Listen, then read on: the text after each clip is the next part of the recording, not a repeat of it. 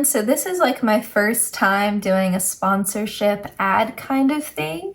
But Rose Forever, I've heard of them and several other like YouTubers that I follow, like several other channels have talked about them before with their roses, and they had reached out to me.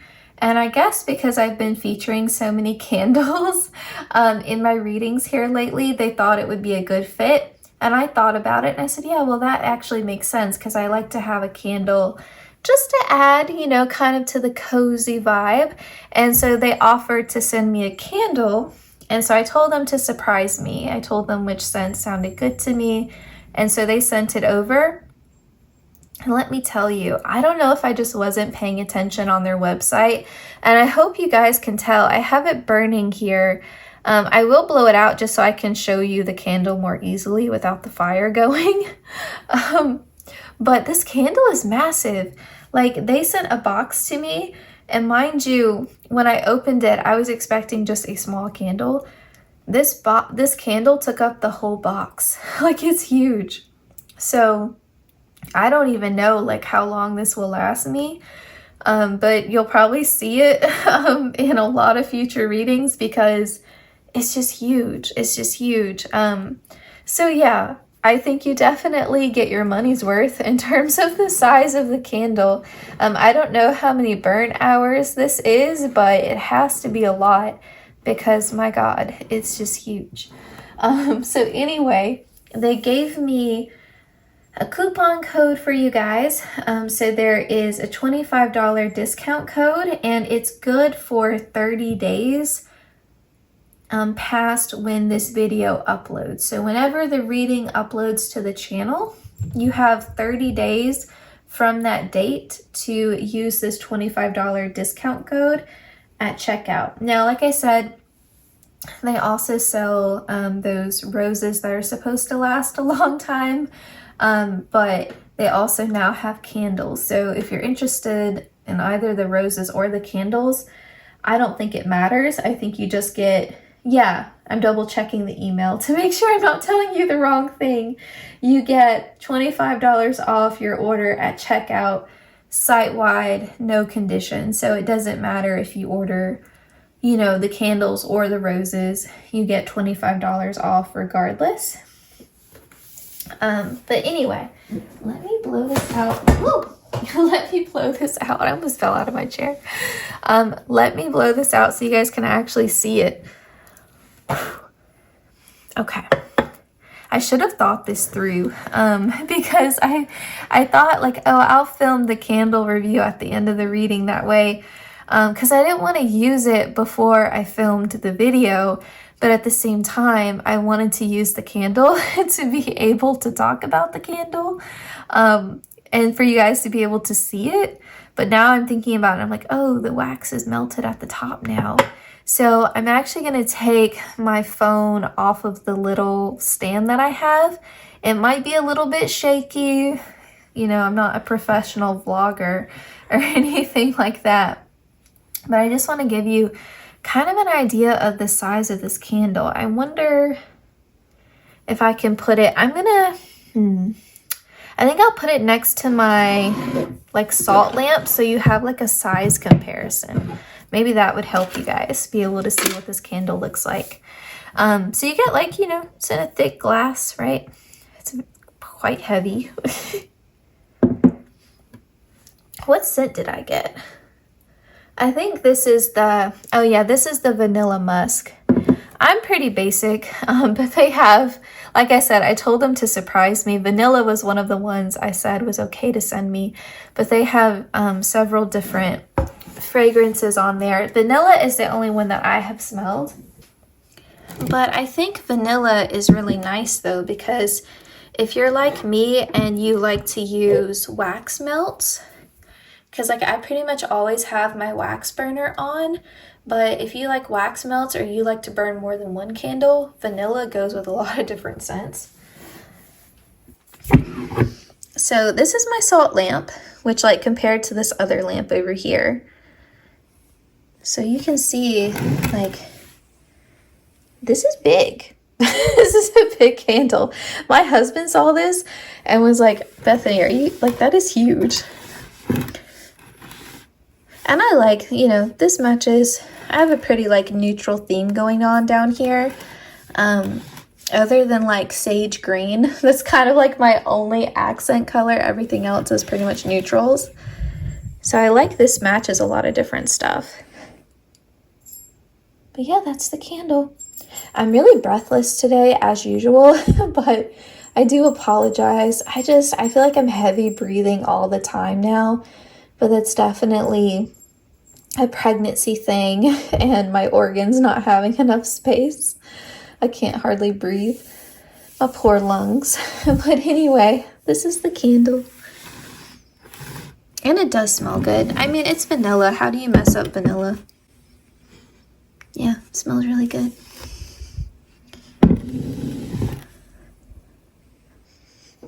And so yeah, coupon code is down in the description box. And yeah, guys, let me know if you order from this site.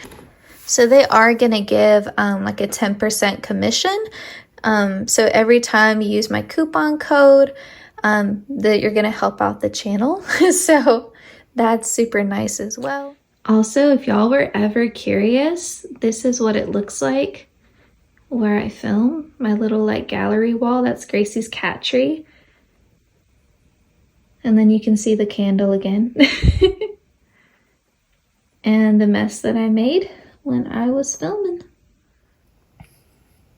So I wanted to give you all a few updates here. So my house, in terms of the repairs, if you've been reading my community board posts, it's been a lot. We finally have our downstairs fixed.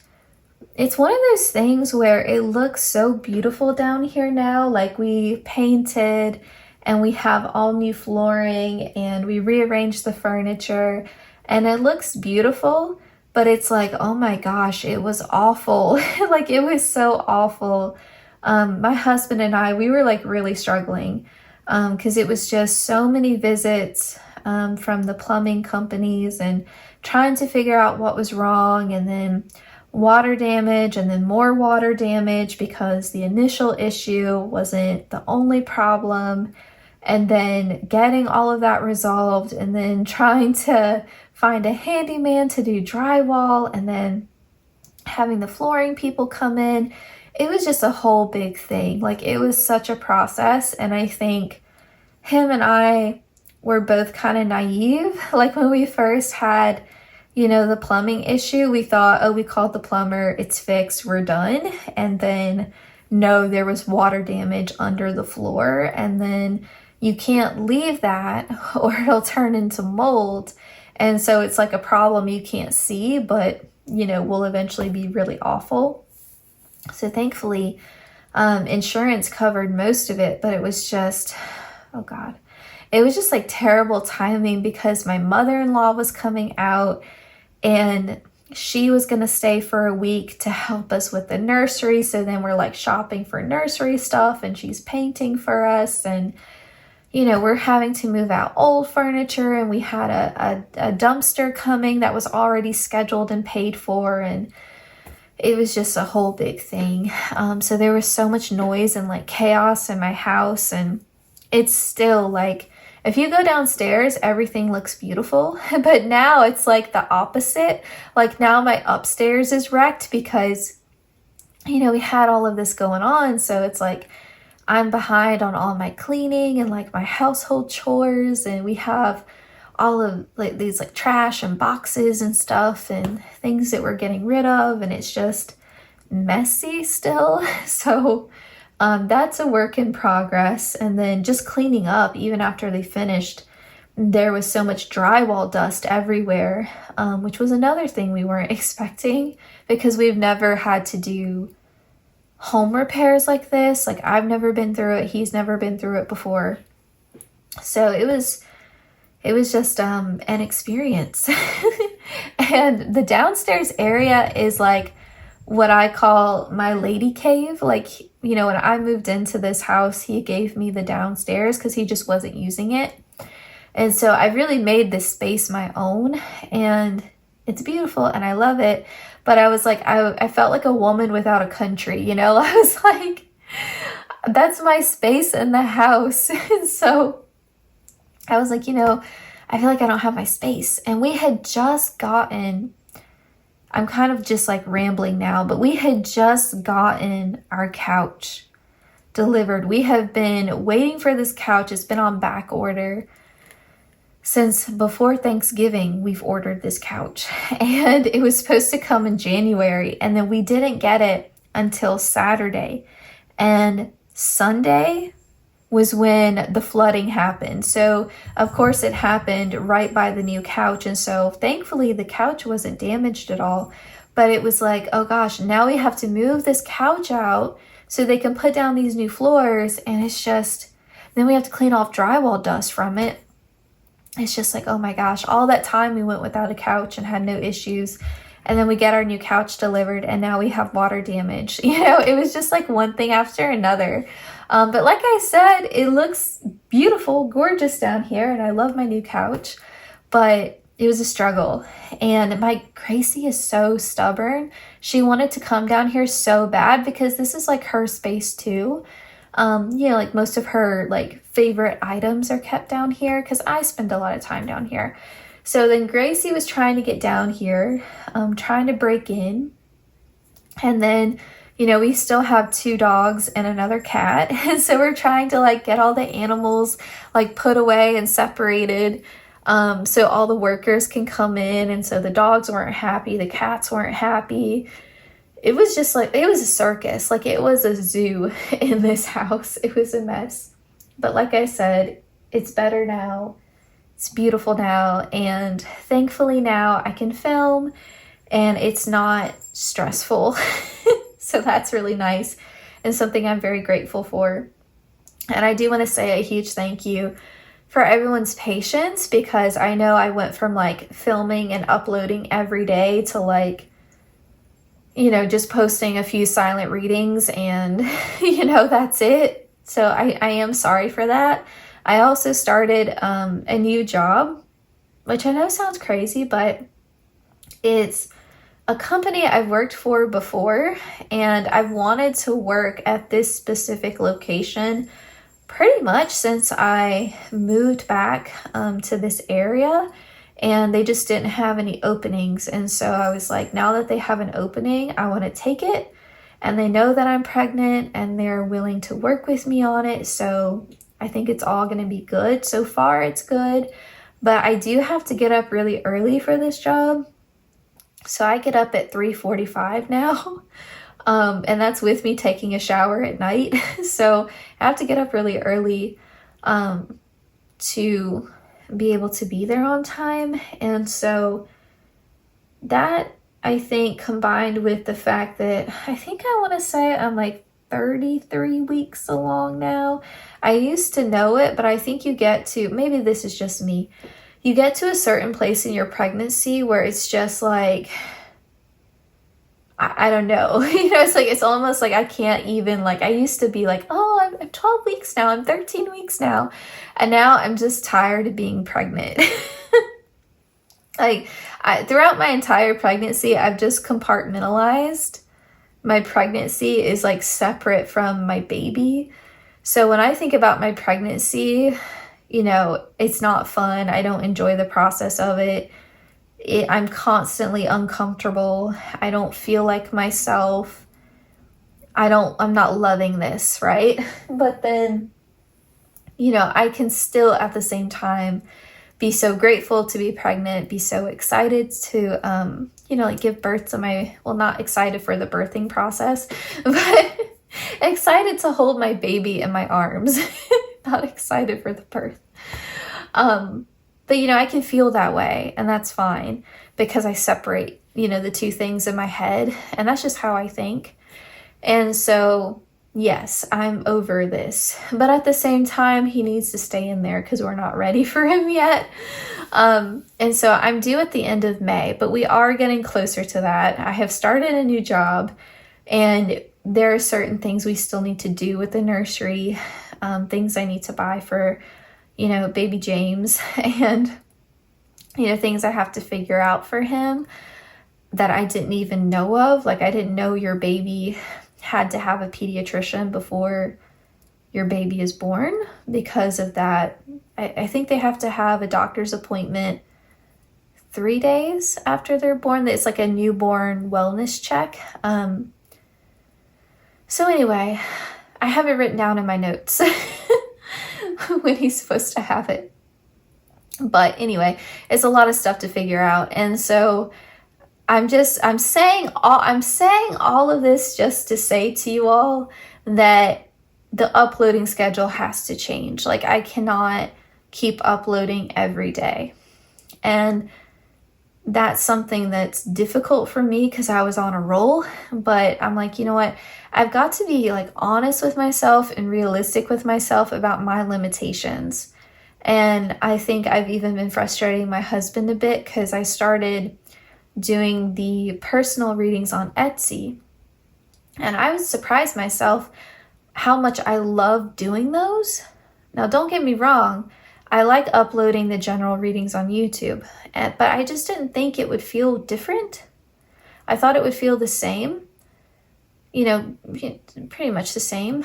But there's something about doing personal readings that, again, if I'm being honest, I love doing those personal readings so much more. Like, it kind of made me fall in love with tarot again. Like, not that I fell out of love with it, but I guess like a new level of love for tarot.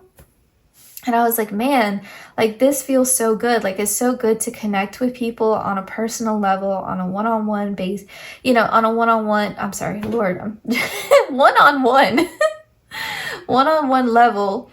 And I think you get to, you get really unique reading topics because it's, specific things that are going on in people's lives and specific things that they want to know about their future spouse or about their life 3 months from now, or, whatever. And, things that they're going through. And that's just, that's just so, it's more rewarding, I guess, for me. And so I definitely got kind of lost in doing the personal readings for a minute there because I was just doing them because I enjoyed it. And so I'm like, I got to be more realistic about that as well. Like, I've got to cut back because I'm getting further along in my pregnancy. I'm getting closer and closer to my due date. I have stuff I have to figure out. I have this new job now. I've got to reconfigure things. And so what I'm thinking now, this is the plan moving forward, because I also have the Patreon. And I hated how down to the wire this past month was with Patreon. And so what I'm thinking now, because the Patreon readings are, a bit longer, the plan moving forward, my goal, and I don't know if I'll stick to it because it's a goal, not a promise. But my goal is to film 1 talking video a week and do at least 1 silent reading a week. That's my goal, 1 and 1. Because I know the silent readings aren't as popular as the talking videos. However, they have like a loyal following. Like, the people who love silent readings really, really love them. So I never want to stop doing those. And they also give me a chance to rest my voice. Or, if my house floods again, I can always do a silent reading, even if there's, a million workers in the house. So 1 talking video, 1 silent reading per week. And then, so that'll be 8 videos a month. And so that will be the new goal for the YouTube channel. Up until, mind you, I give birth. And then we gotta reconfigure everything again and figure out, what the new normal is going to be with the Etsy personal readings. Because people have been asking me about restocks. It costs me, it's like 20 cents every time I do a restock or make a new listing, which isn't much. But it does benefit me financially to do larger restocks. However, I don't want to put myself in a hole where I have had people purchase too many readings for what I can actually keep up with, because I try to be good about it. Like most readings you will get within 7 days or 7 to 10 days. Every reading you get is within that period. I try not to upload that reading on the 7th day, or on the 10th day. I try to be more, I guess, timely with it.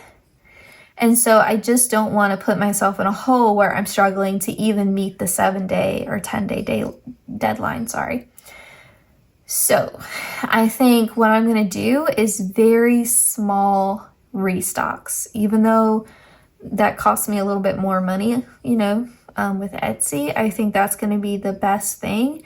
That way people aren't waiting a long time to get their readings, and I'm not having to refund anybody because I can't fulfill the order.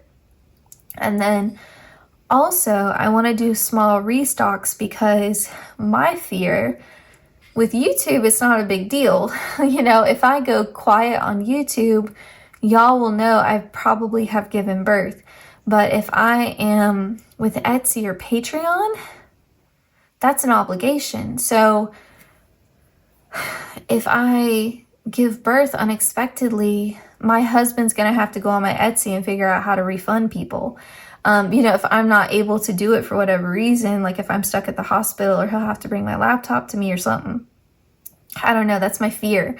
So I'm just going to do like very small restocks just in case the baby comes early, and so I don't get behind, because that's my worry now.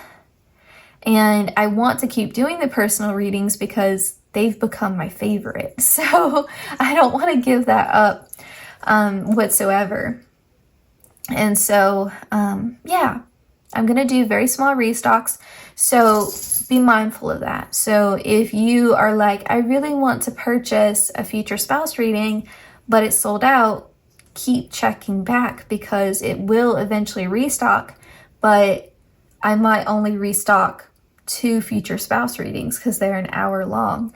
So, look out for that essentially, because you want to be the one who gets there first before it sells out again. But if it does sell out, just wait, because it will restock.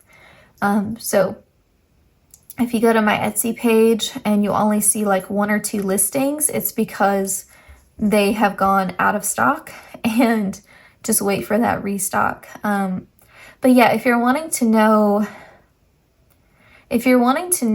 which, I guess, the listings that I offer, but they're sold out, you can go to my community board and you can look, or if you're on my Patreon, I made a post there too, and you can look and see like, oh, typically she does offer a career reading, or typically she does offer a 15-minute 1-question reading, and that's what I wanted. So then just wait for the restock. Don't buy something that you don't want. Just wait for the restock of what you do want. So there. And then Patreon people, I will make a post on Patreon, but what I've been thinking about doing is pausing the Patreon in May, because my baby's due at the end of May, and typically the Patreon readings post at the end of May, so y'all have enough time for topic suggestions and voting. And so I think for May, just to be safe, I'm just going to pause membership in May and then resume it when I'm able to, and then keep y'all updated. So that's the plan for Patreon. I have to figure out how to pause it because, Patreon's new for me, so it's a whole new experience. So I got to figure out how to do that. And I might also pause the Etsy store as I get closer to my due date for the same reason. And that's, again, something I have to figure out how to do. I don't know how that works with Etsy, but I'll have to figure that out as well. So yeah, I think that's everything. I always feel like I have so much going on. But I've been trying to make changes to get things exactly how I want them. And I do think in terms of like my career path, we're finally there, which makes me very happy, because I think this job's going to be the perfect fit for me to continue to pursue what I want to pursue with you all, and, you know, be able to have a good balance and still have time for my little baby. So yeah, thank you all for your support and your understanding and your patience. And I know that was super long-winded, but just needed to chat with you guys and kind of explain thoroughly why I'm doing certain things and what to expect, you know, as we get closer and closer to the end of May. All right, take care, guys. Hey group 1, welcome to your reading. So let's go ahead and get started. We'll pull cards for best qualities using the Pastel Journey Tarot. Then we'll get the worst qualities with the Chubby Cat Tarot. And then we'll get some Archetype cards. And then end your reading with some Spark Romance matchsticks. So a big thank you to my guides and your guides for coordinating these messages. Group 1, best qualities for Group 1's future partner. Group 1. All uprights, please, Spirit.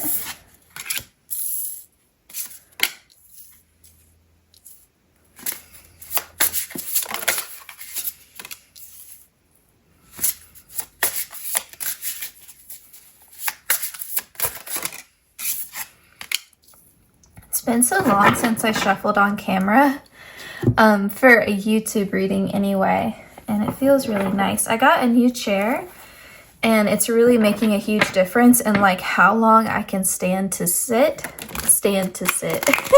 Y'all know what I mean. How long I can tolerate sitting for like an extended period of time. Okay, Group 1, their future partner's worst qualities.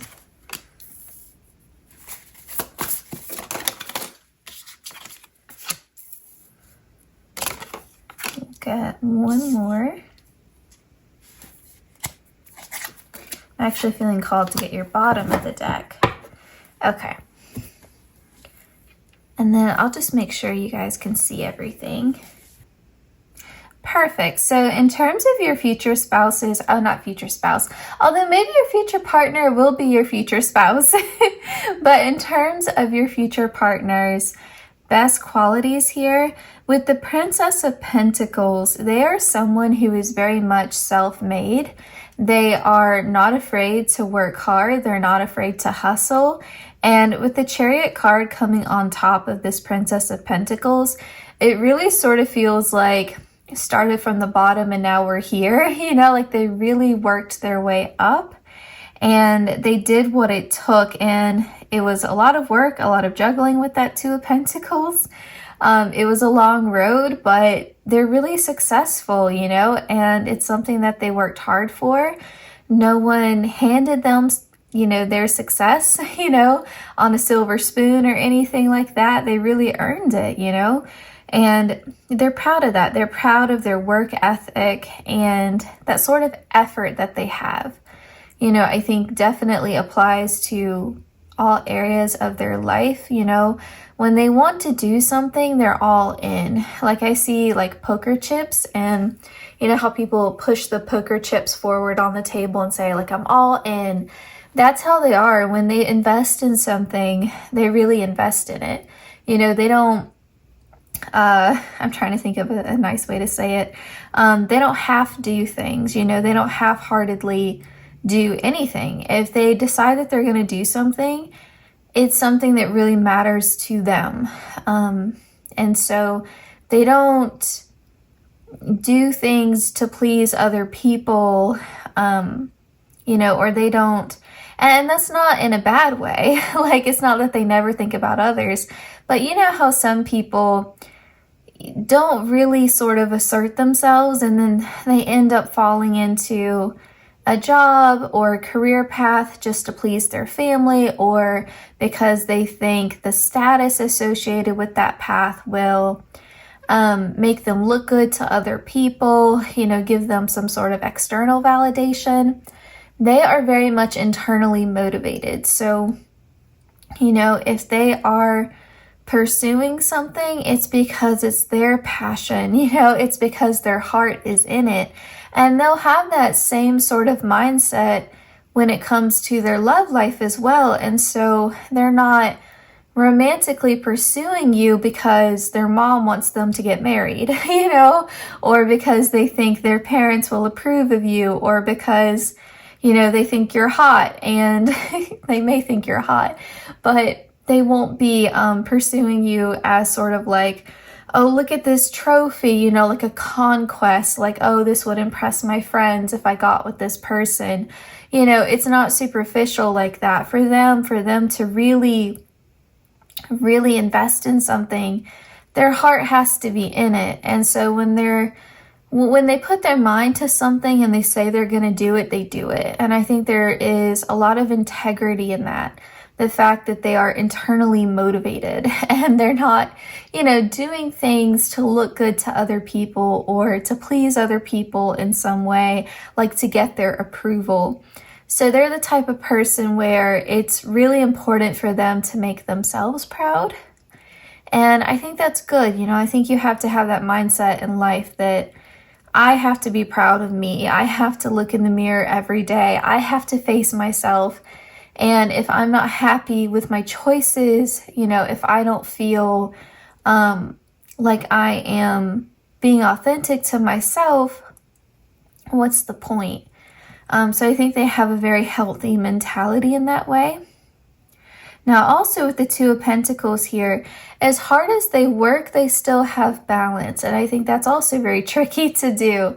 I think that's something that they've had to learn. So yes, they're hardworking, and yes, when their heart's in it, they're all in, but at the same time, they don't lose themselves in their work. So, they still make time for other things that they love. So they are a well-rounded person who lives a well-rounded life, so they're not, just living to work. And I think that's really good, because in terms of your romantic partnership, they're going to make time for dates. They're going to make quality time a priority. You're not going to feel like you don't matter or you're at the bottom of their list. I think that's one of the hardest things in a romantic partnership is when you just don't feel important, when you feel taken for granted. I think that's a recipe for a romantic partnership to eventually dissolve, because if you don't feel like you matter, well, eventually you're going to start withdrawing from the connection and not, investing in it either. So I definitely think that's great that they have this ability to juggle a lot and that they still will make you feel important. And with this Four of Wands here, they want to offer you stability. They want to offer you stability. They want to sort of build with you, but at the same time, they want to have fun and have adventures with you and have new experiences with you. And I think that's what's really great is that, yes, they have this fun, lively, spontaneous sort of nature to them, but then also they can offer you that safety and security that I think that you're craving. And if you're wanting to travel, this is a great person to travel with. I think this person really loves a good vacation, they like even just like a weekend getaway. They are very much into that. And I do think this person has a good balance between being introverted and being extroverted. I do think that they have, a sociable nature, but at the same time, they're not like needy, like I need constant attention, constant stimulation. So for them, it would be enough to have one-on-one time with you. It's not like they need a crowd of people, or a large group of people constantly giving them attention or anything like that. They're happy to stay at home with you and be cozy and, hang out at your home. They don't always have to go out or always be around a bunch of people. or if you're spending time with them, they are present with you. They're not on their phone texting someone else. Again, like they really treat you like you matter. And I definitely feel like this is someone who I'm hearing walks the walk. They don't just talk the talk. Like they really do show up for you. So if they say that they're going to do something, they keep their promises. Now, on the flip side of this, I do think this isn't necessarily a bad quality. However, I think that your future person has been through certain life experiences that have given them a very different perspective than you.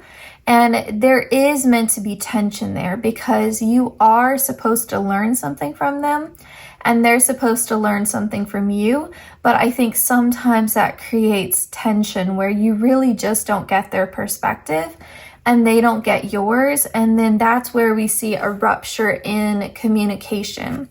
And so it's just about kind of forcing both of you to be more open-minded because, like I said, it's not a matter of who's right and who's wrong. It's just a difference in perspective because of different life experiences, or even if you've had similar experiences, you've had different responses to those experiences. And so sometimes you will clash. You won't always see eye to eye on certain things. And that's going to happen, you know, like you're two individuals, two different people. But I think both of you have strong convictions. And so because neither one of you is willing to sort of back down, that's where the miscommunication or like the tension or the rupture could happen. And so I think you're kind of getting this heads up that, you know, it's not about proving your point, you know, versus them proving their point. Really just listen, you know, and it's okay if y'all disagree. You don't have to agree on everything, but just know that this is going to come up, that y'all are going to have certain things where you have very different perspectives.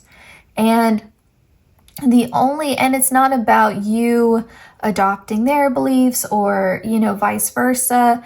It's just really about being open to hearing a different perspective and taking whatever wisdom from that you can get, you know, and maybe doing some self-reflection and a sort of like reassessment of your own beliefs, and for them to do the same thing. Because again, it's not about right versus wrong. It's just about that openness that I think both of you sort of need to learn, that openness. Now, with this devil here, I do want to clarify because we need a little bit more on this devil card. And all of us, by the way, all of us, you can't tell me that there is a single soul in existence that would not pull the devil card. Like, if you were going to describe anyone's like sort of negative qualities or areas for growth, all of us have sort of experienced or embodied this devil energy at one point. The devil card tells us, what are you willingly sort of chaining yourself to? So it's a card that is meant to really be educational and meant to help you, push you towards that self-reflection, because we're human. We're human, so we're gonna have certain addictions or certain unhealthy coping skills, maladaptive behavioral patterns, you know, habits that we have that aren't serving us. All of us are gonna have a little bit of that to different degrees, right? And so to sit there and to say like, you know, oh, that's a bad energy, this is a bad person. No. All of us have this. All of us have some sort of level of encounter with this card. And I'm seeing the Hierophant here. And so I think your person in the past, two things. One, I think they have dealt with some codependency. I think they have dealt with some unhealthy sort of attachments in their past where I think that they wanted so badly for a connection to work out, where they wanted so badly to be at a certain level of commitment, where they wanted to be married, they wanted to be settled down, and it just wasn't the right person, and they were forcing it. And it's like trying to hold on tight to quicksand, you know, like it wasn't meant to be. And I think all of us have held on to things that we knew ultimately weren't sustainable, you know, whether it was a job or a relationship or a friendship.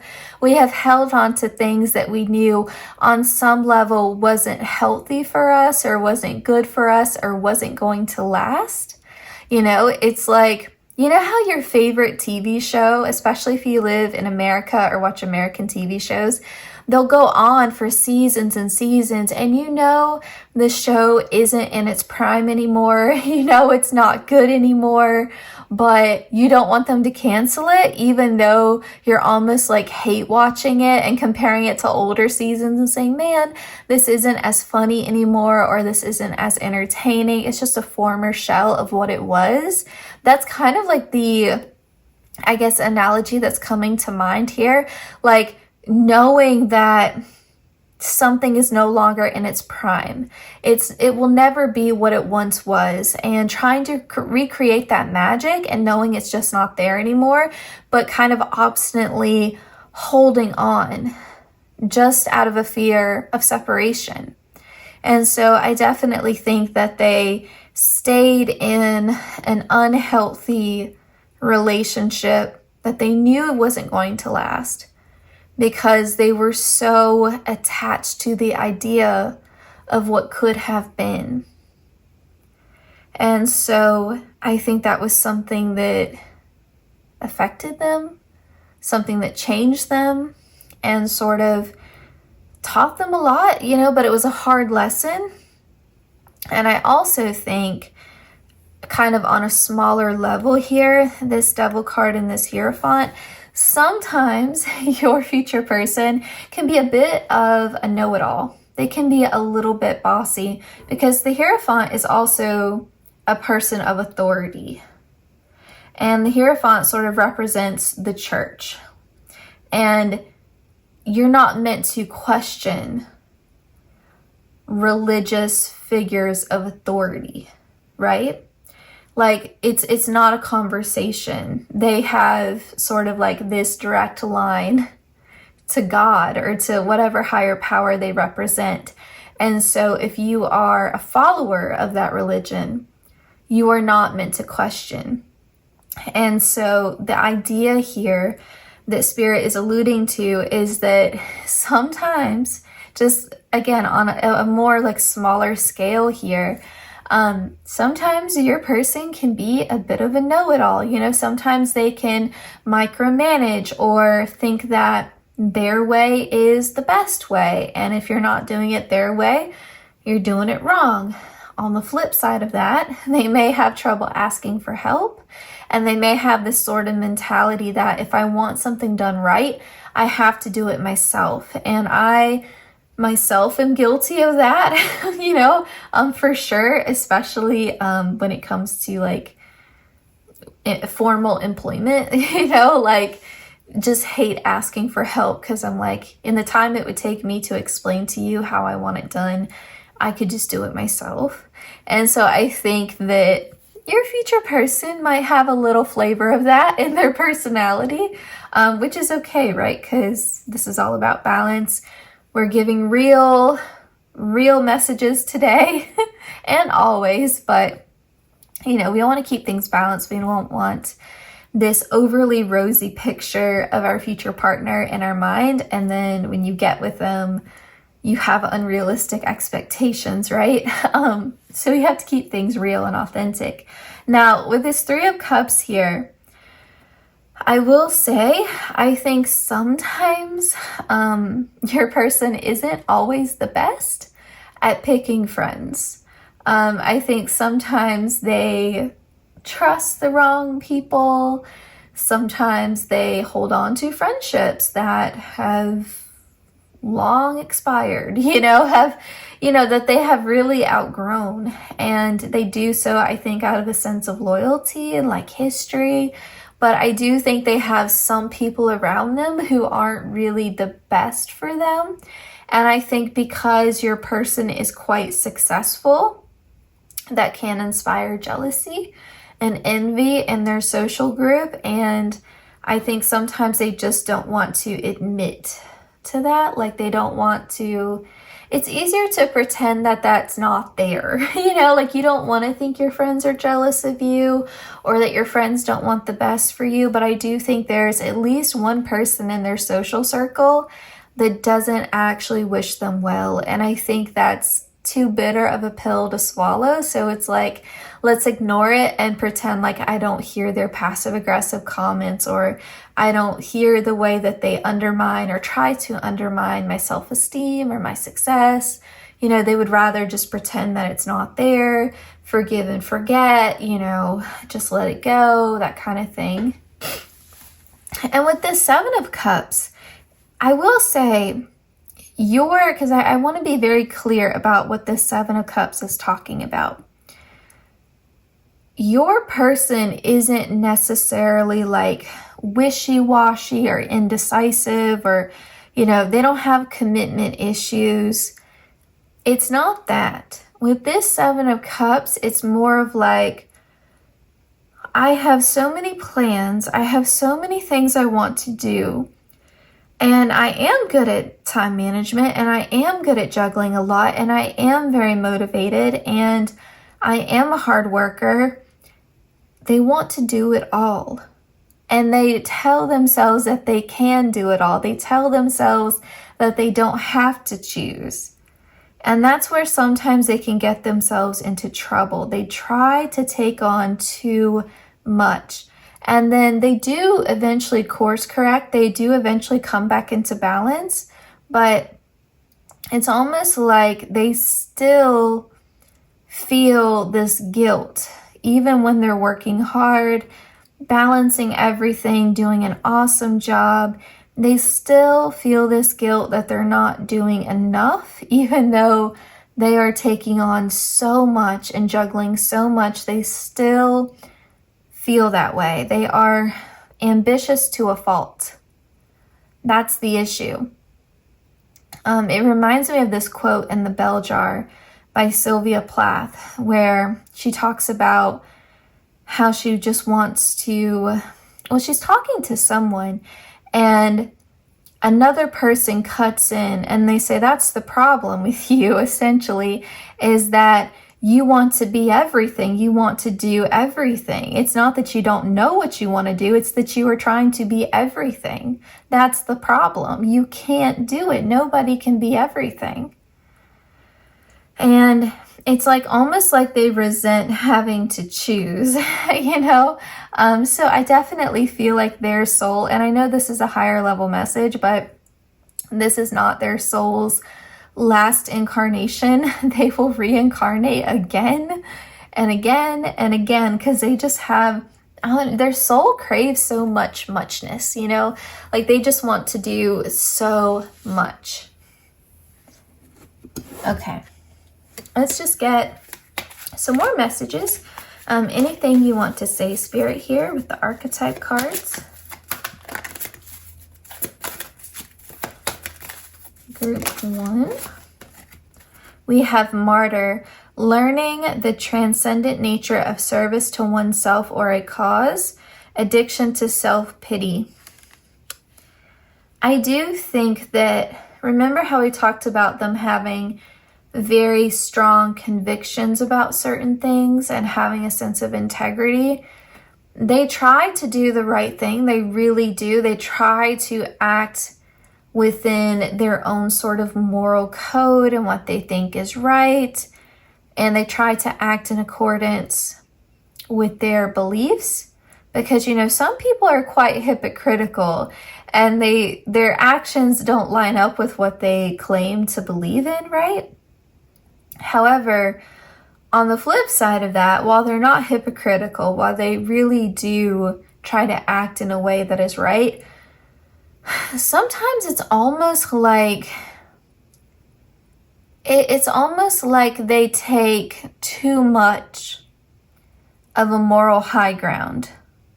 Like they don't really give themselves the space sometimes to just be angry or to just be upset or hurt. It's like they force themselves to like forgive and move on sooner than they should. Like they should allow themselves more space for those uncomfortable feelings. Like, yes, it's very great to forgive, but don't force it.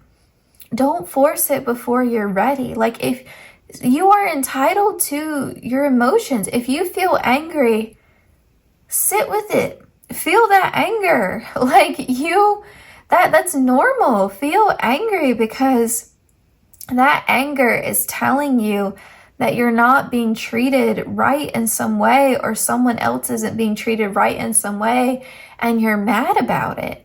And that helps you become a better advocate, and that helps you sort of figure out your boundaries and like who you want in your circle and all that good stuff.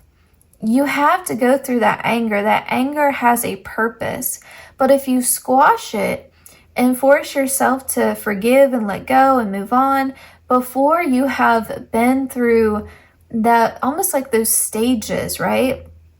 Until you have been through those emotional stages, it's not authentic, you know? And it's going to come back up again. It's going to come back up again. And with the Martyr card coming out, that anger is going to come back up in a passive aggressive way, you know, because that resentment is just sitting there beneath the surface. So you got to deal with it. We have Companion here. This person really is such a good friend. And they really are someone who is very adept at relationships. They have a lot of social, emotional intelligence in that way. They're really great at connecting with people. And they definitely love quality time. And like I said, they're very present during quality time with you especially. I do think sometimes, though, they are a better friend to others than they are to themselves. It's like if you would treat yourself with the same kindness and grace that you extend to others, you would be happier. You would have a better relationship with yourself.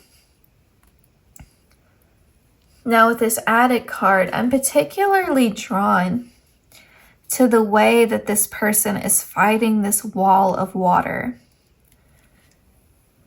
I think sometimes your person has a tendency to not want to be upset.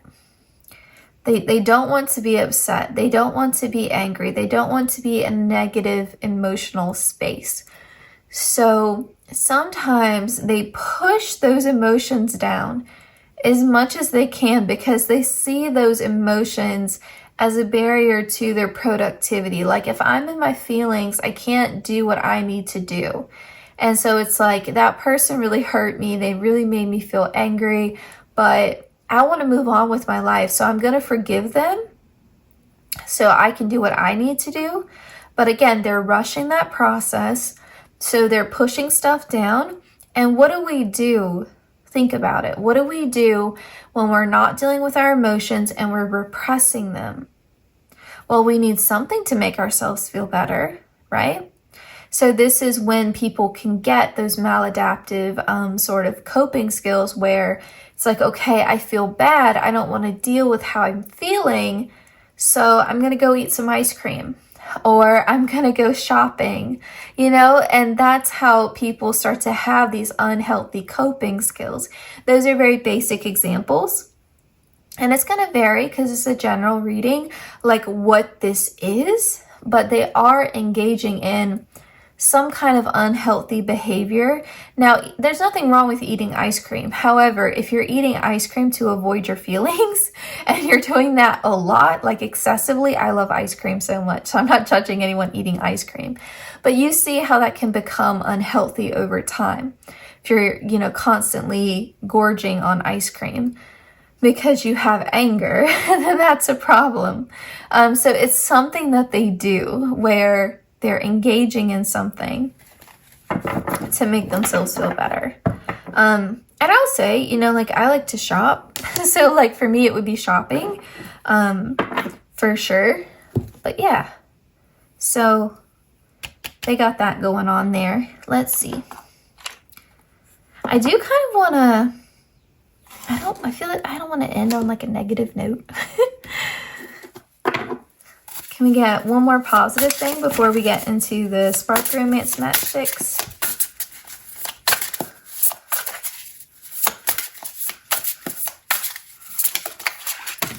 Oops. Here we go. We have the Fool and we have the Nine of Swords. So this is an interesting message that has come forward. If there is anything in your past that an ex did to you, or someone that you had a close connection with, someone that really mattered to you, someone that hurt you in some way, and you're worried about encountering that specific like personality trait or, you know, whatever action it was, like I'm afraid of being cheated on again, or I'm afraid of being lied to, so having my privacy violated, you know, whatever it is, whatever fear that you have. Oh, I have a fear that my next partner isn't going to want to spend time with me, or my next partner is going to hurt my self-esteem in some way because, you know, maybe your last partner was verbally abusive or something like that. Whatever specific worries or anxieties that you have based upon your past, Spirit is saying this person is not going to have, it may be one thing, it may be multiple things, but they are not going to have that. They're not going to do that to you. They're not going to have that personality trait or have that issue or hurt you or have those tendency towards those behaviors, essentially. Okay.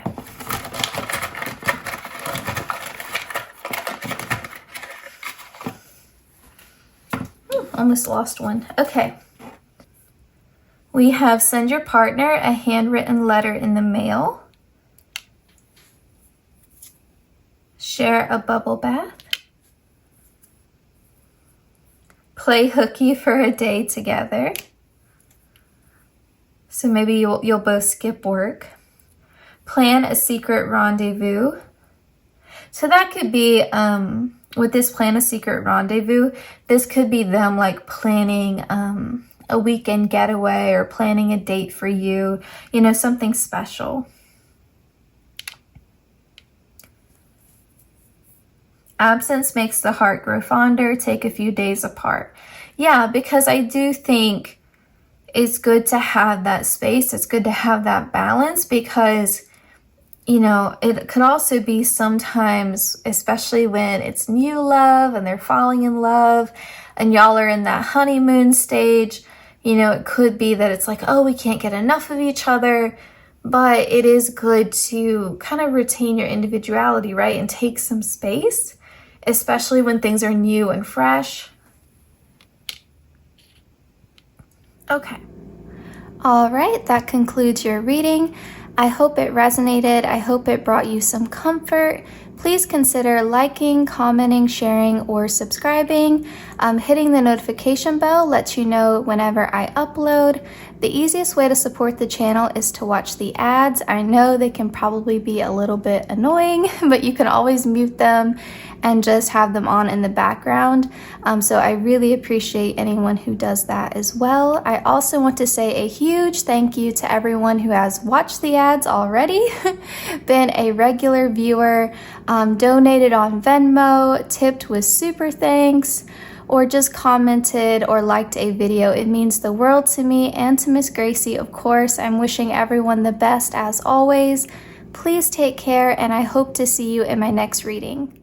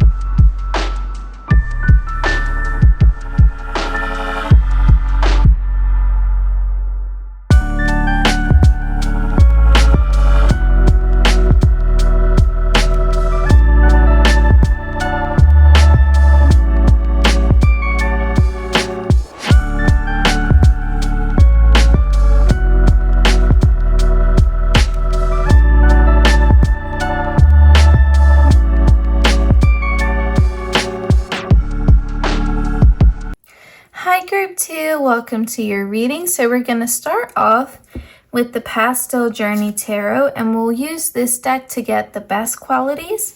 Then we'll use the Chubby Cat Tarot to get the worst qualities of your future partner. A big thank you to my guides and your guides for coordinating these messages. So connecting with the energy of group 2 and no other group. Let's get into it. All upright cards, please, Spirit. Positive qualities of group 2's future partner. We've got the 3 of Wands, the 4 of Pentacles. We have the Chariot.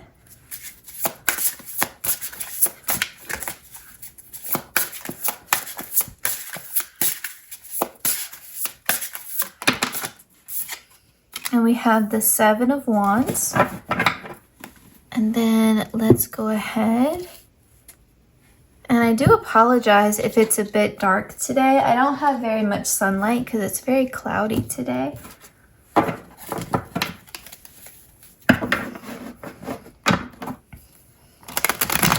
Okay, we'll get the worst qualities with the Chubby Cat Tarot. It feels so good to film in a quiet house downstairs. I did move my filming desk, but I think this is a better location for it. But oh my gosh, it feels amazing. I was like really struggling with all of those house repairs. My house is still a mess. Like I have a lot of cleaning to do, but it just feels so nice. And we got all new floors downstairs, so it looks beautiful. My husband's gonna finish painting too, but it's coming together for sure. Okay. Now, I do have to say, this Solitude card is special to the Chubby Cat Tarot deck. This isn't like a normal tarot card. So this deck has 2 bonus cards. One is this Solitude one, and the other one, I think, says Cozy on it. So just FYI. Okay. Best qualities. We'll get into that first. With this 3 of Wands, they are definitely someone who is adventurous, spontaneous. They like to try new things. They have a bit of a restless energy, but not in a bad way. In a way that really motivates them to try new things. You know, if they go to a new restaurant, they're going to try, you know, whatever is new to them on the menu. And if they go back again, they'll eat something different. You know, they're not the type of person who keeps to a strict routine or stays in their comfort zone. They mix it up, you know, they aren't afraid to try new things, start new things, change their mind, you know. In that way, they really sort of embody that mentality of like live life to the fullest, you know.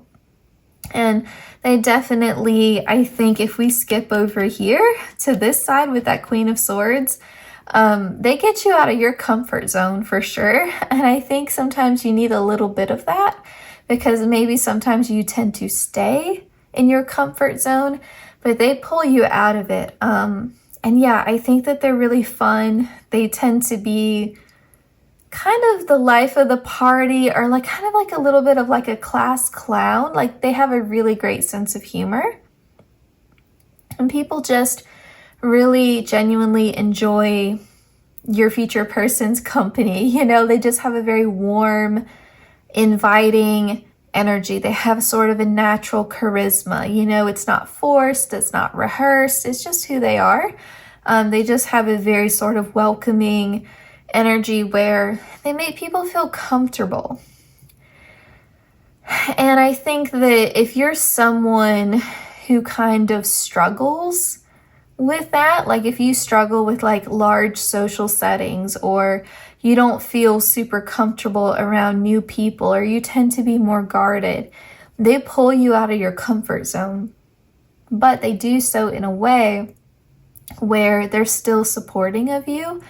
And I think that they sort of help create that bridge, you know, between you and the people that you wouldn't normally socialize with, because I think you tend to stay in your bubble a lot.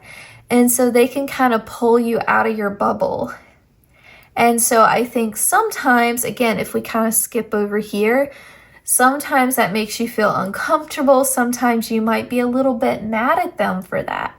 But I think ultimately you need it. You need it. And I think they really help you connect with people that you never would have talked to otherwise, because I do think you're more introverted than them. Now, with this Four of Pentacles here, your person is quite frugal. They do save their money. Now, this doesn't mean they don't have a lot of money. You can be a very wealthy person and still keep to a budget. And in fact, I think that's a good, healthy sort of thing to do. Now, they don't do it because it's showing up on the positive side. They don't do it to an extreme way. Like, they're not cheap. Okay, they're not cheap. But they live within their means. So they don't spend more money than they have. And again, like, you could be a billionaire and still live outside of your means. I don't know how you do that, but there are plenty of very rich people who have gone broke. And so your person isn't doing that. There's someone who invests their money, they save their money, they're just smart with money. Okay, and responsible with it. With this Seven of Wands, I do think your person is quite good at handling stress. If you put them in a crisis, they do really, really well. They just kind of have this, like, you guys know Leslie Knope on Parks and Rec, and how she's like almost like stubbornly optimistic. Like, everybody else has given up, but she's like still as enthusiastic as ever. Like, no, come on team, we're gonna get it done. Don't worry about it. It's not the end. Like, she has this like stubborn optimism. Like, she refuses to let go of her enthusiasm, or refuses to let, other people get her down. And, when she is passionate about a project. And that's how your person is. Like, they just sort of refuse to be defeated by life, Like, life can knock them down 20 times and they will still get up. Like, it just doesn't faze them, And I think they're the type of person that doesn't sweat the small stuff. And I think that comes from the influence of that fire sign energy, because as a Leo myself, that's a big pet peeve of mine. Like, if you're hanging out with somebody and they let one small minor inconvenience, like, ruin the whole day, and then they're in a bad mood, like, I can't stand that. Like, don't ruin my mood because you're pitching a hissy fit because it was hard to find parking, or because there was a little bit of traffic, or because, the restaurant you wanted to go to was closed. Well, find another restaurant. Like, it's just, like, you got to get over it. Like, there are bigger things in the world. Like, let's keep it moving. Let's not let this one little thing ruin the entire day. And I think that's very much a fire sign thing. Like, nah, like, just don't let it ruin the whole day. Don't bring down the vibe. And so your person is like that, though. They don't sweat the small stuff. So they're not going to be in a bad, horrible mood because of one little thing. And so also with this Chariot card here, now they do love to travel, and they are quite well cultured. They're familiar with a lot of different cultures because they have traveled a lot, because they have met with a lot of different people, because they have, a diverse friend group, a diverse social group, all of that good stuff. And, they're definitely someone who I think works hard to play hard, in that sort of way. They're not lazy, but they're also not a workaholic by any means. That's just not their jam.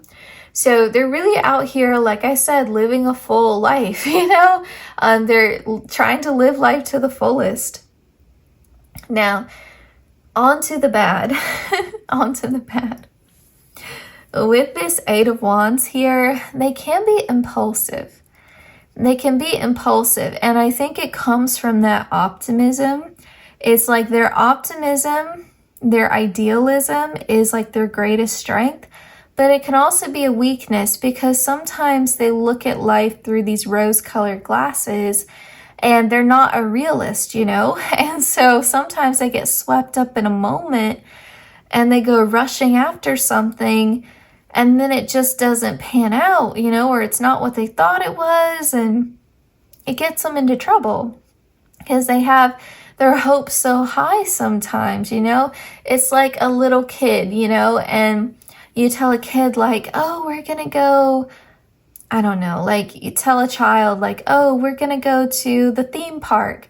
And so they get super excited to go to the theme park and they're gonna ride all these roller coasters and they're gonna have a frozen lemonade and they're gonna eat a funnel cake and they're gonna have the best day ever.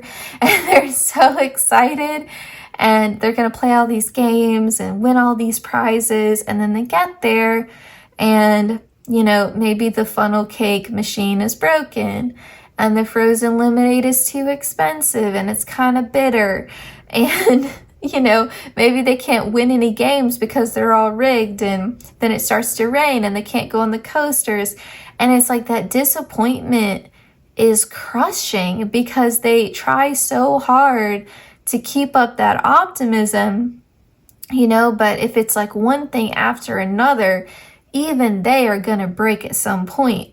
And so it's like almost kind of like, it's a little bit endearing, you know, like, because they do have this sort of connection to their inner child in that way with like how optimistic they are.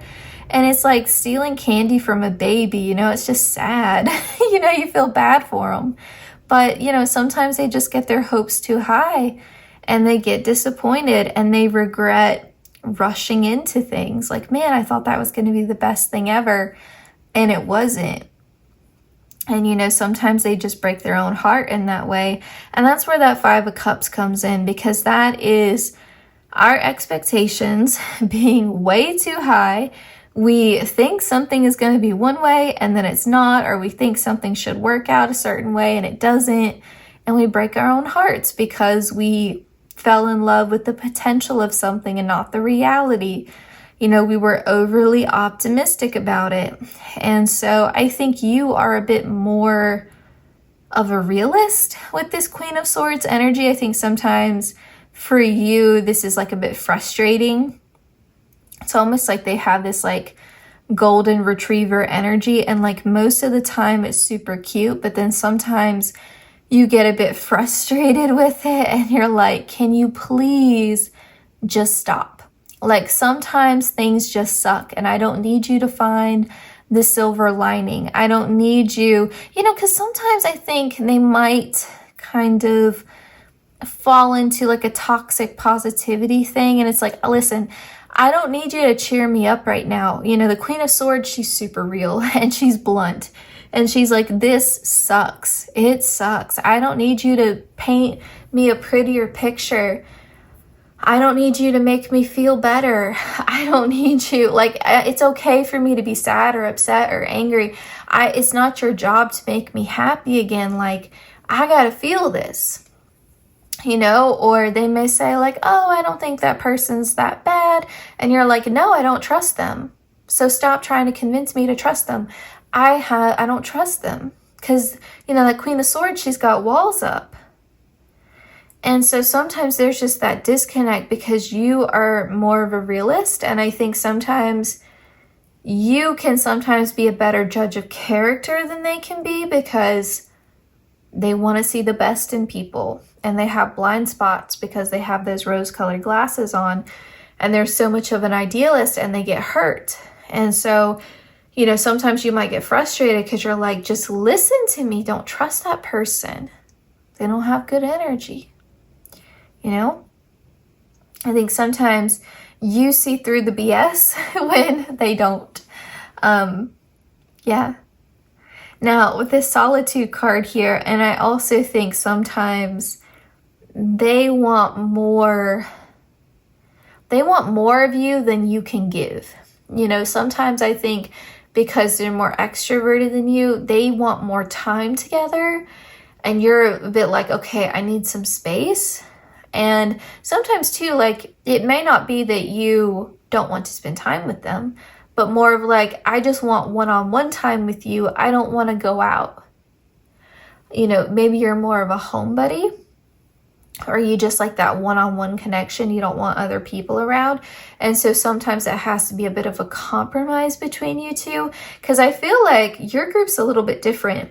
It's more of like their worst qualities are coming out through like your perspective. Like if there were some things I would change about you, or some things that I think would make us get along better, like these are kind of like the issues here. But I think these are things that need to be present, because there has to be some sort of level here of difference. Because if they were exactly like you and thought exactly like you on every single thing, you would be dating yourself, you know? You would be dating yourself. And that would be a different kind of messed up. So I think it's okay. But I will say it is coming out this way, that it's not necessarily these are objectively their worst qualities, but these are more so the things that you will struggle with them when it comes to your relationship, like you wanting that space, or you wanting that one-on-one time with them and not wanting to go out and socialize and be around other people, or you wanting to stay in your comfort zone, and you know, you viewing them as being naive in some ways. Naive would be the word I would use, because of their commitment to their optimism and idealism. Okay. And you know, they might say, hey, group 2, I think you're a bit jaded. You know, I think you're a bit jaded. I think you're a little bit, maybe they would even say bitter, or, you know, I think that you don't give people enough of a chance, or you know, so on and so forth. Okay. What else we got? We got victim here. This victim card is interesting. I think sometimes they almost like put it on themselves to be the rescuer. And I think it's because they take responsibility on for other people's emotions. And I have to come at their defense here, group 2, because I feel like, and again, maybe it's this like fire sign energy, but I know that I've done that. I think sometimes that happens, especially when you kind of develop this habit in childhood. Like if you have a parent who is emotionally unstable, or if you have a lot of conflict between your parents or conflict between siblings, and you are sort of the happy-go-lucky child, and your person is very much happy-go-lucky, you take it on like, oh, it's my job to make everything better. It's my job to make everyone laugh. It's my job to diffuse this tension.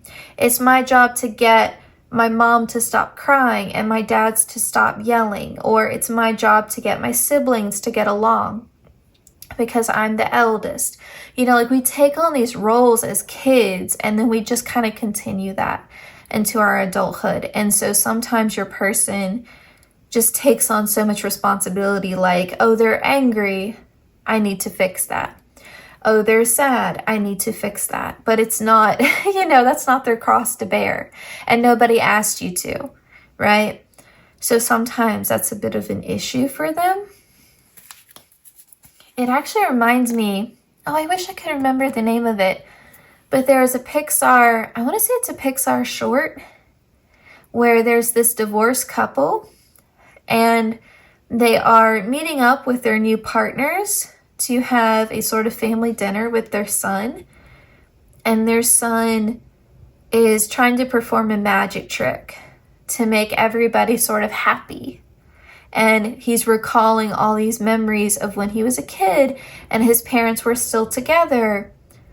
But then he messes up the magic trick. And because he put all of that weight on himself, like, it's my job to bring my parents back together again, to make sure everybody gets along. Because they, you know, he has that weight on him as a small child. He becomes tearful. He runs away from the restaurant. This isn't a Pixar short. This is Bob's Burgers. Oh my gosh. This is a Bob's Burgers episode. Rudy. I think his name is Rudy. Why did I think this was a Pixar short? What? Okay, whatever. It's a Bob's Burgers episode, y'all. Forgive me. My new job, I have to get up at like 3:45 for it. And yeah, I mean, I get out early, which is cool, but forgive me, y'all. Why did I say Pixar? Okay. Magical child. Yeah. I mean, seriously though, they are like the happy-go-lucky kid still inside. The kid that makes everybody laugh, you know, the kid that makes everybody smile.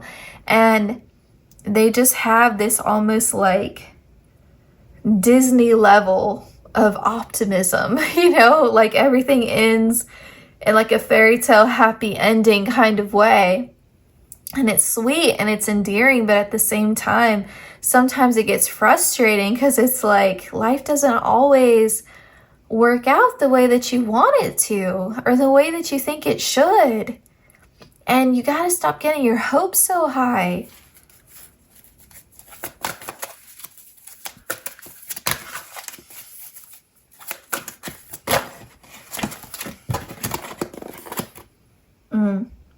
Don Juan and Knight. Yeah, like sometimes they come across as like this knight in shining armor. And it's like, I didn't need you to save me though. And you coming through as the Queen of Swords. And like your gender doesn't matter here. But it's like, the Queen of Swords is like, if a white knight came to save the Queen of Swords, she would be like, I'm good. I'm good. You can go back to wherever you came from. I'm good. I got this. I can handle this. Like the Queen of Swords would never admit to needing saving. She could be on fire and you could be running at the Queen of Swords with like a bucket of water and she'd be like, no thanks, I'm good. I got this. I'm fine. I wanted to be on fire. I don't need your help. Like, I think that's kind of like where the disconnect is. It's like, I'm trying to come in, I'm trying to help you. And it's like, I didn't need your help though. Like, stop. Y'all are kind of like an odd couple a little bit. It is a bit like the trope of like grumpy and sunshine that comes up in novels and books and TV shows sometimes, of like the really grumpy, jaded person and then like the ridiculously happy all the time person. Oh, that's actually kind of like April and Andy a little bit on Parks and Rec too. But yeah, so anyway. We have lie outside on a blanket at night and watch the stars. They would be totally into stargazing. That's like right up their alley. Rendezvous at a restaurant and pretend you're meeting for the first time. That's the kind of fun, quirky thing they would be into as well. Try exercising together. Yeah, they're very active. Very active. Now, if you're not like a gym person, this could be as simple as like y'all going on a hike together, you know, or deciding to go on a bike ride together, you know, something like that. Walking the dogs together. We have recreate a memorable situation from when you first met.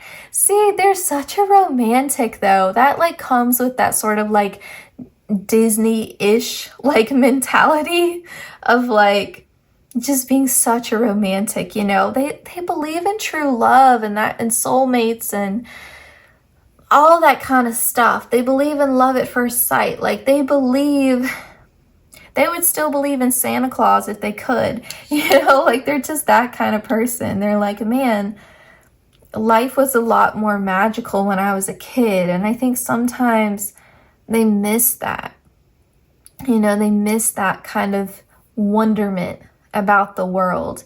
And I think that's why they like to travel so much, because they're trying to chase that feeling of newness that you can really only get when you're a kid and you're experiencing the world for the first time, you know. But I think that they have a soul. It's almost like they have a soul that wants to stay young. And so they have a soul that just kind of refuses to give into sometimes the harsh, cold reality of what it means to live, on this planet and live this life. They have a soul that just kind of refuses to do that. They just kind of feel like an alien sometimes, like this life, I just refuse to see the darker shades of it. Whereas I think you kind of accept those darker shades. And so that's where that disconnect, I think, can sometimes happen for y'all. But I do think y'all are really kind of good for each other, You balance each other out. And I think even if this doesn't turn out to be a long-term thing, I think it's a relationship you'll always remember. And they'll always have a special place in your heart. Now, I'm not saying it won't last. I'm just saying even if it doesn't, they're always going to be a person that changed you, and they would say the same of you. This is a very transformative connection, and one that you're meant to experience.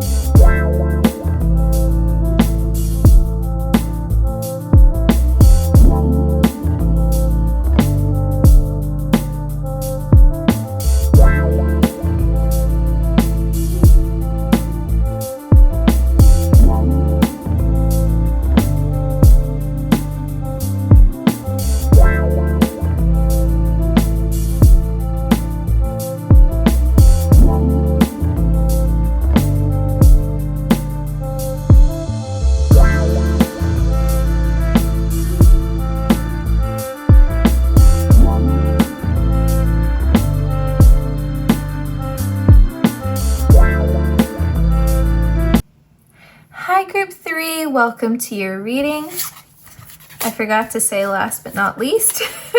So we're going to start off with the Pastel Journey Tarot to get your future partner's best qualities, and then we will use the Chubby Cat Tarot to get their worst qualities to give balance. A big thank you to my guides and your guides for coordinating these messages, connecting with the energy of Group 3 and no one else. Let's get into it.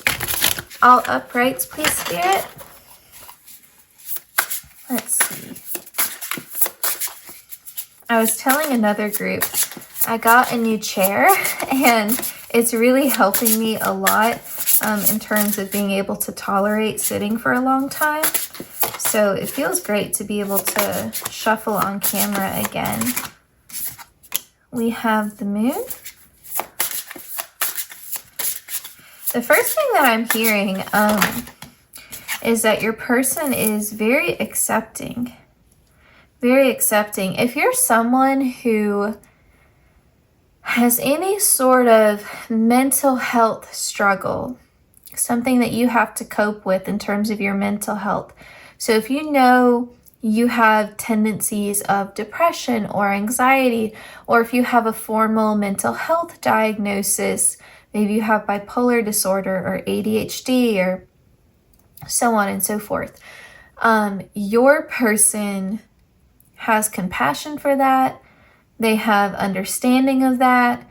Or if you're someone who just tends to get moody, like you're like, yeah, I get my feelings sometimes, or I cry a lot, or, I have these like strong emotions.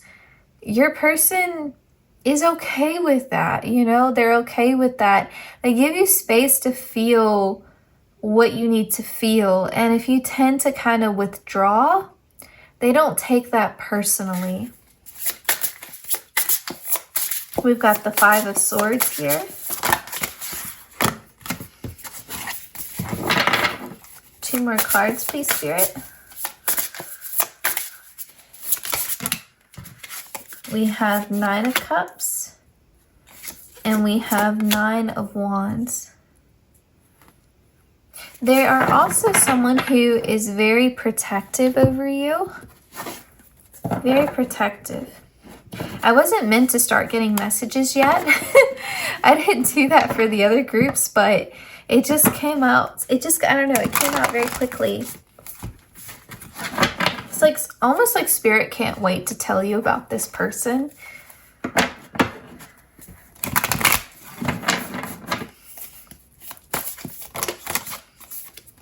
I'm also hearing when they fight fair. So if you're having, what I mean by that is like, if you're having an argument with them, or if they're having an argument with anybody, they don't get nasty. They don't hit below the belt or try to like really hurt the other person, like cut really deep, you know, especially over something that isn't worth it. Or you know how sometimes like you'll be arguing with somebody or having a disagreement with somebody and they'll just say like the most hurtful thing that isn't even like remotely related to what is happening, and it's like, how long have you been holding that in? How long have you been thinking that negative, awful, terrible thing about me, and you're just now like, you're just waiting for the moment where I tick you off so you can just throw it out there? It has nothing to do with what we're disagreeing about. You know, so they're not malicious like that. You know, it's not like they're not passive aggressive, or like, you know how some people will sort of like hold on to stuff and they don't ever say that they're upset. But then when you're having a disagreement with them, all of a sudden they want to bring up something that happened 6 months ago and you don't even remember. You're like, what are you talking about? When was that? You know, and it's like, well, if you were upset, maybe you should have said something 6 months ago. You know, like, I didn't even know that you were upset. I'm not a mind reader. And so your person doesn't do that. So they argue in a way where it's like, this is my perspective, this is my point, this is how I feel, this is how your actions affected me, or your words affected me, or this is how the situation affected me. And, you know, and then they just try to come to some place of mutual understanding. But it's like, I'm not going to curse at you or scream at you or throw things at you or, you know, destroy property or say like really nasty things. You know, it's like, it doesn't have to get to that point. So they fight fairly. You know, this person, I think, is really good at just sort of stating their case, and then like, let's go from there. Let's like reach some sort of resolution here.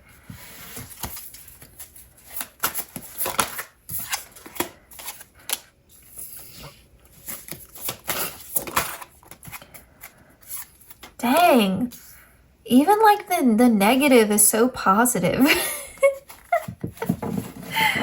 Oh my gosh, the bottom of the deck is the Ten of Swords. Your group is different. So with the Nine of Cups here, this person really is like a wish come true for you. I don't know if you have some specific things in mind, you know, like if you clicked on this reading and you're like, man, I really hope Bethany tells me that my future partner is super funny and super smart and really attractive, or loves, I don't know, loves dogs and, you know, so on and so forth, wants to travel, or I don't know, is very kind, or even like, oh man, I hope that they're a Pisces, or I hope that they're a Scorpio, or a Capricorn, or whatever, you know, like whatever specifics you had in your mind of like, oh, you know, I hope my future partner has blue eyes, and I don't know, even certain like physical features that you're very attracted to. I had to say blue eyes because I mentioned in one reading before, I don't really care for blue eyes. And I think I offended some people. But anyway, so yes, there's just something there where it's like they are tick, tick, tick, tick, tick, like ticking your boxes. Like if I could have just put out an order to the universe and said, hey, universe, this is my like custom future partner. These are the qualities that I want. You know, this is the type of person I want you to send my way, please. And the universe said, got you, order fulfilled, on its way, shipping in 2 days or whatever. Like, this is the person. So whatever specifics you had in your mind of like, this is what I want. And for some of you, it may be very specific. For others of you, it may be more general. Just like, I want someone who makes me feel loved. I want someone who makes me feel supported. You know, I want someone who makes me feel like I matter to them. You know, even if it was something more general, like I want to feel this way when I'm with them. Or I want them to treat me in a certain way. You know, they're fulfilling that wish.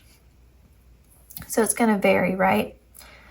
And with this Nine of Wands, there's this feeling of like they are worth the wait. They are worth the wait. Now, your person is also the kind of person who will go above and beyond to help anybody.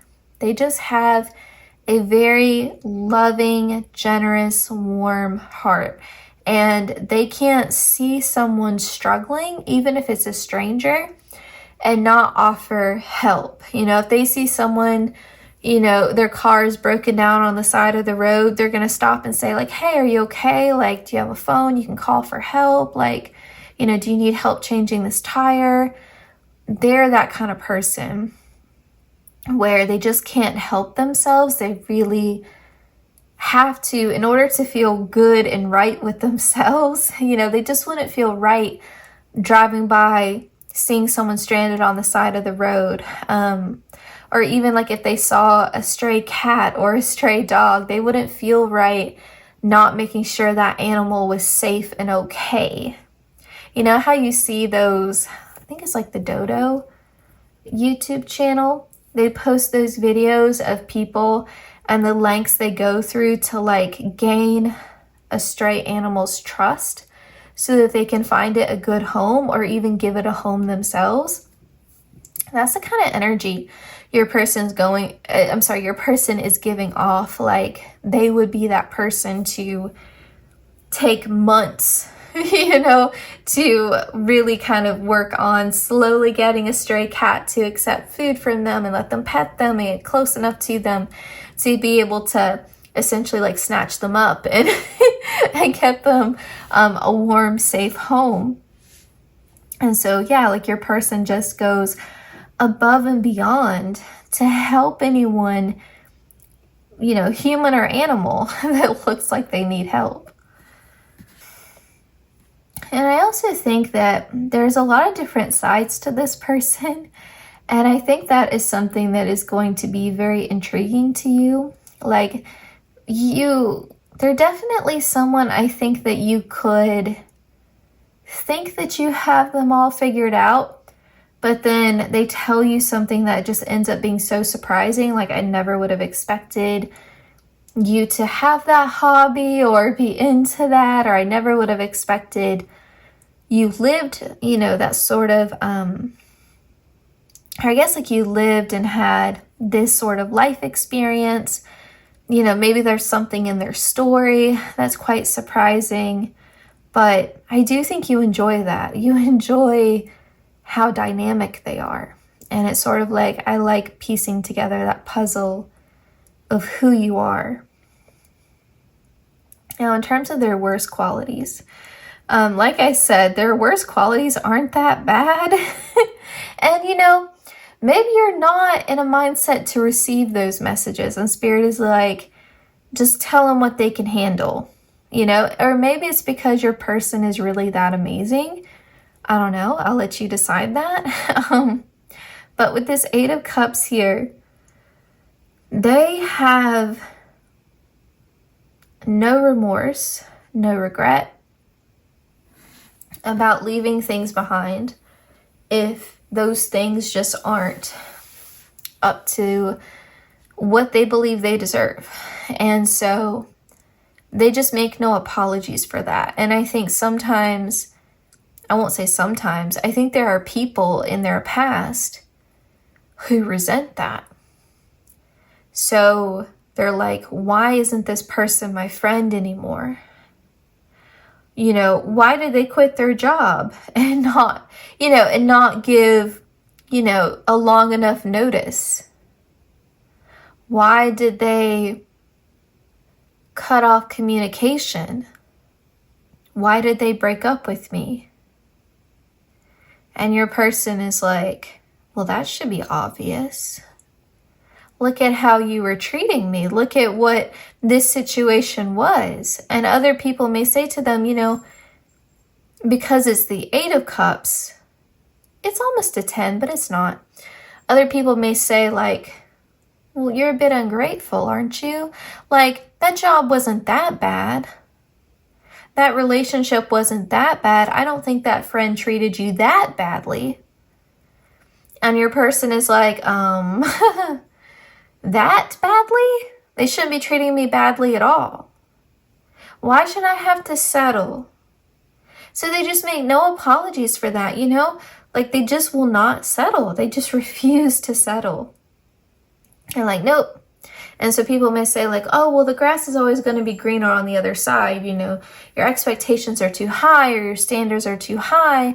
And your person is like, I'm going to keep it moving. Like, I'm just not going to do it. I'm not going to stay here and accept something that isn't what I deserve. This may be good enough for some people, but it's not good enough for me. And it is what it is. Good luck finding someone else to put up with your BS, and they would say that to a boss. They would say that to an ex. They, like, cool. You think that this situation, you think your behavior is fine and dandy and it's okay to treat people like this, then you find someone else to put up with it because it's just not going to be me. And people in their past may have some mixed feelings about that. With the Empress here, people may say they're a little bit full of themselves, You're a little bit full of yourself. You think you deserve that much? Really? But I think that your person kind of just refuses to be tricked into this idea that they're telling me it's gaslighting. Like, I'm not going to be gaslit into thinking that what I'm asking for is too much when what I'm asking for is perfectly reasonable. So yeah, I'm going to leave because I'm going to find me something better. And you can watch me do it. You can watch me create something better for myself. And so some people may interpret that as arrogance. But your person just doesn't see it that way. And I think with this High Priestess here, sometimes they are very intuitive, but I think sometimes they do lean into the spiritual so much that they can kind of get lost in the higher realms. And sometimes it's hard for them to ground. It's not bad to have this strong connection to the divine. That's not bad. The problem is that they don't always balance it out with sort of like, okay, these are the logical, practical steps I need to take. Sometimes they just get so lost in the spiritual realm. And then they almost kind of lose themselves in that. So they can daydream too much. They can seem a little bit, what's the word? Spacey. They can seem spacey. They can seem like they're not fully present, and you're like, why'd you get so quiet? Where'd your mind go? And they couldn't tell you. they couldn't tell you. Yeah, they can be a bit scattered-brained because of that. Because they're, and I think sometimes when people get in their head like that, and they're more of a dreamer, they're a bit clumsy, they're a bit clumsy, they're distracted, they make stupid mistakes. And it's because they're not fully present, they're not fully paying attention to what they're doing. And they're lost in their thoughts, they're lost in their head, they're lost in the spiritual realm. Like they're not thinking about the grounded reality that's in front of them. And so yeah, they're quite spacey, quite clumsy. And most of the time that's fine, but I think sometimes that could get annoying. Like, I'm talking to you. Are you paying attention? Are you listening? Or they spill things quite frequently. It's like, oh my gosh, like how clumsy are you? They're just not paying attention. And I do want to clarify this Two of Cups.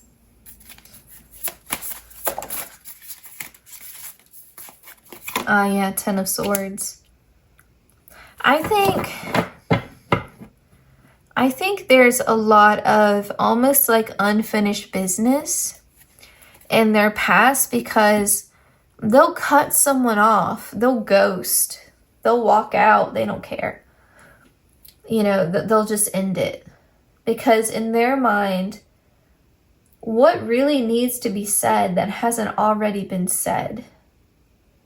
Like I've already expressed to you my unhappiness with this Eight of Cups. Whether this is like, a job situation, friendship, relationship, whatever. I've already expressed my discontent. How many more times do I need to say it? Like, you should not be surprised that I'm walking away right now. This should have been expected. And so they don't give other people the closure. And in doing so, they don't give themselves the closure. And I think sometimes they would benefit from just having that conversation, that direct conversation, to have that closure. Because yes, you previously expressed it, but it was more of like a warning. Now you're actually doing it. Now you're actually cutting off or walking away from whatever this connection is. So you need to just have that final conversation.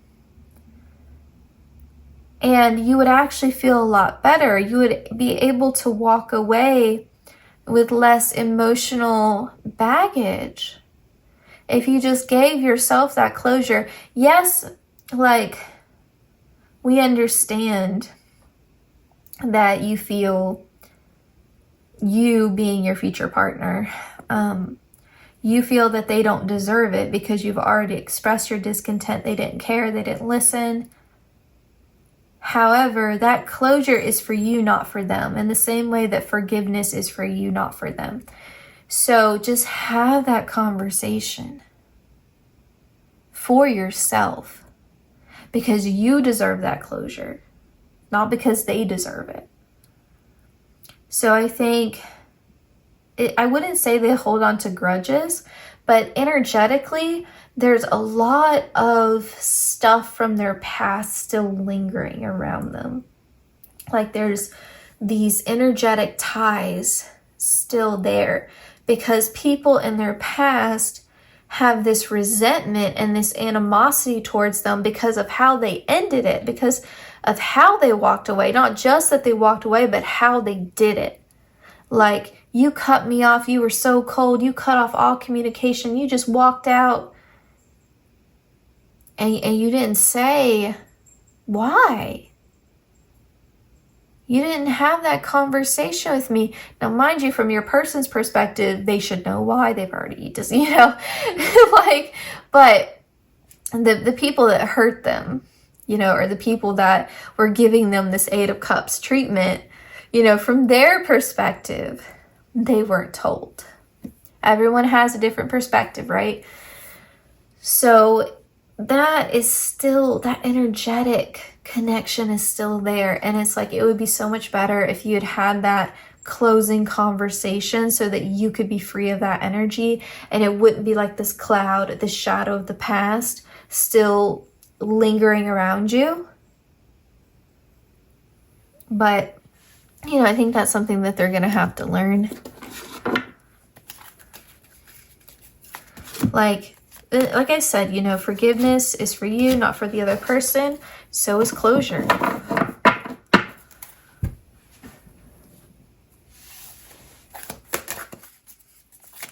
Let's see, what else do we have here? And I think the reason why they refuse to have those closing conversations is because they feel like, well, I haven't been heard this whole time, so why continue to waste my breath? But it's not about them being heard or understood or resolving anything. It's just about them getting it off their chest. They need to vent. They need to say it just so that it has been said. Not because the other party is going to change.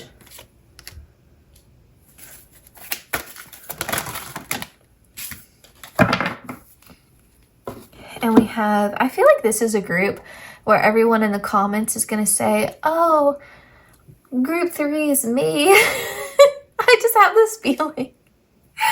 I just have this feeling that people are going to say, group 3 is me. Am I dating myself? Am I going to be alone forever? I just have that feeling. I just feel like group 3 is the group for mirroring. If I'm wrong, I will eat my words, but I just have this feeling. So anyway, we have servant here.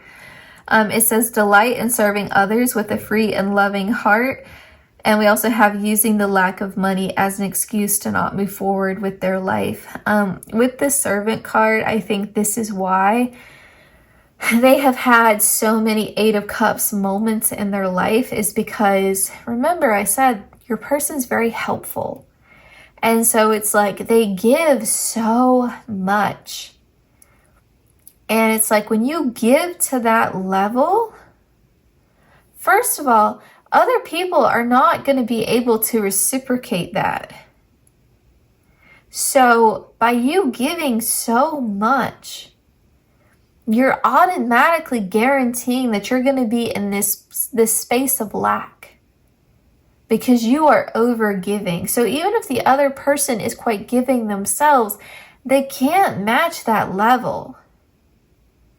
So it's like, this is a great quality to have, but you have to moderate it.